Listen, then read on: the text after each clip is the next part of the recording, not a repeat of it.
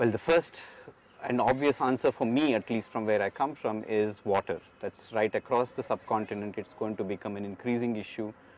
We've all heard of the famous water wars that is predicted down the line, and much of this is, at least in my opinion, have very obvious answers in how they can be tackled. They're not easy, but they're obvious in how it should be done. The new cities or new developments are a lot easier to handle that way.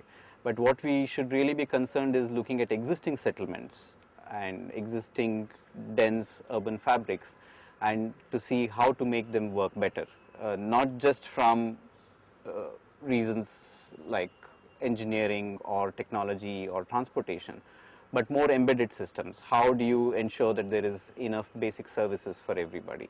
How do you make sure that the city is not in conflict with nature? And this is not to take back the development 500 years and have a romantic notion of what a city should be, but more to see how you can make the same urban settlement work better with less input of money and energy.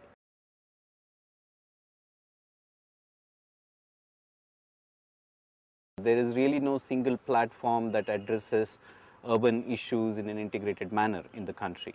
We have many schools of excellence that looks at engineering or technology or city planning, but they all are siloed in their own expertises. So if we have to really understand how an Indian city works and how do you make it work better, you need a lot more integrated approach that looks at social, economic, political issues as much as physical issues.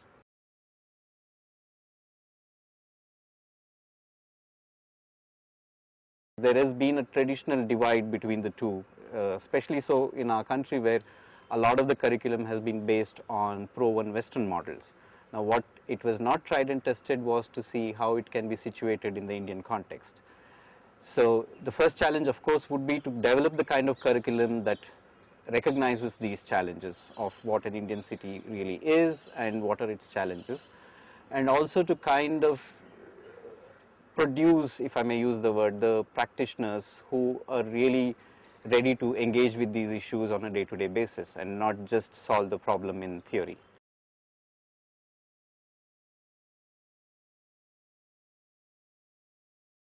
We cannot really go with the traditional model of saying, okay, they will get into an architect's office or a developer's office or so on and so forth.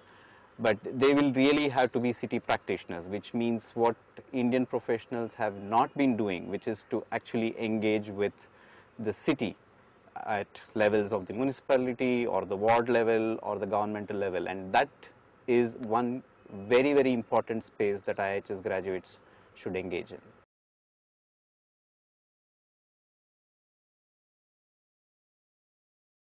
This will be a very critical link in taking the agenda of IIHS forward, because it's one thing to produce a brand new set of practitioners who are aware of all this, but it is also equally important to dip into the large pool of available expertise, though right now the orientation of such expertise is very limited in terms of, like I mentioned earlier, about the siloed mentality, and to bring them up to speed in terms of whether it is, for example, training architects and engineers in issues of governance or making public sector employees and government servants more sensitive to design. Both ways, the executive education will become a very critical link.